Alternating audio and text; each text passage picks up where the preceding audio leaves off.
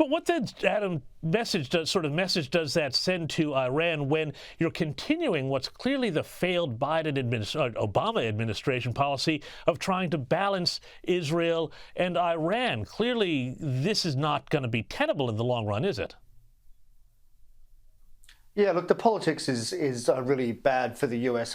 For the Democrats, of course, because there was the $6 billion issue a few 6 months or so ago, and of course that's really played into Republicans' hands. They've argued that this money has helped fuel various acts of Iranian terrorism, of course, the October 7 attacks, and then now also the more recent attacks on US troops. And that may well be true. We don't exactly know, but certainly the whole issue has been a disaster for Democrats.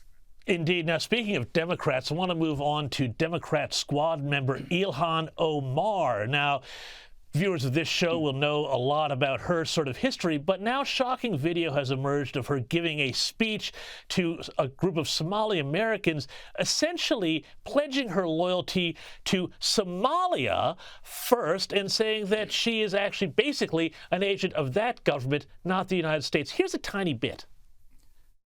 marka taas ka seexda reer Minnesota gabadhii Congress u dirsateen way idinka warhaysaa sidaad idinka u dareemaysiin dantaas ay u dareemeen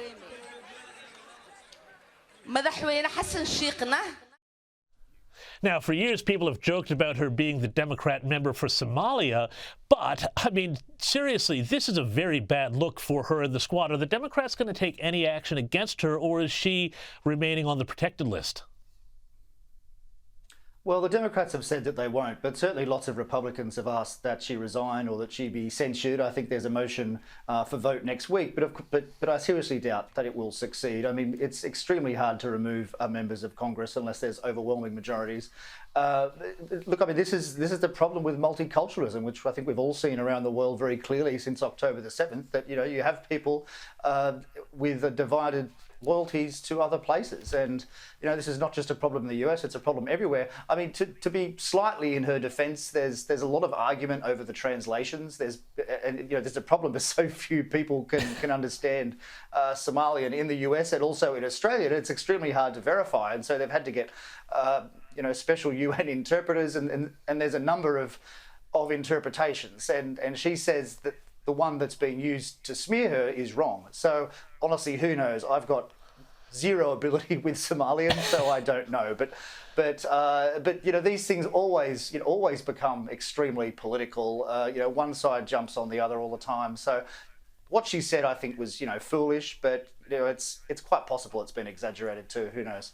Well, maybe we can agree that it's probably not the most foolish thing Ilhan Omar has ever said. Let's move over to the other side of the aisle here, to Donald Trump. More legal woes now. He's off the back of his loss in what I think was, frankly, a ludicrous defamation case brought by E. Jean Carroll. It is.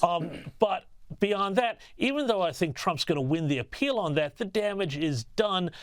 Meanwhile, where are things up to on some of these other cases? I want to get a bit of an update from you on this, Adam, because I feel like these things are going to keep dropping out over the weeks and months ahead as part of this broader attempt to stop Donald Trump from being the nominee, or being the president, I mean. Yeah, well, certainly the other civil case in New York related to the valuation of Mar-a-Lago, the decision there, or at least the penalty there, was meant to be brought down on the 31st of January. And of course, that came and went, and we still don't have a penalty. So I don't know what's going on there, but that's meant to be $370 million. So, much larger than the $83 million from the Carroll case. I mean, in my view, both cases are just completely ridiculous and shocking. Very, very bad indictment on the US legal system. And he's going to appeal both of those. But I mean, as you suggested, it's a lot more complicated than that. They're just the two civil cases. Then you've got the 4 criminal cases, which are still yet to go to trial. You've got the 2 federal ones, the one on the documents and the one on January the 6th, if you like. And then there's the Georgia case, which is also broadly related to the election. And then finally, the hush money case, which is in New York.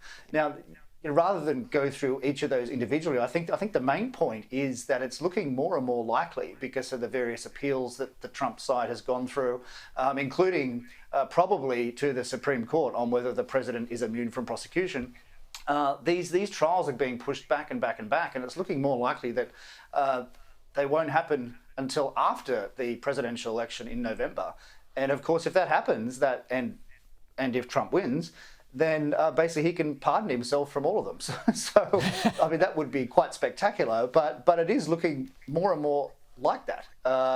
So yeah, I mean, 6 months ago, a few people would have said this, but the appeals process is taking a long time. I mean, for instance, on the question of whether the president is immune from prosecution, that is currently with the DC Court of Appeals. It's 3 judges, 2 Democrat, 1 Republican, and it's taking a lot longer for them to bring down their decision than people expected.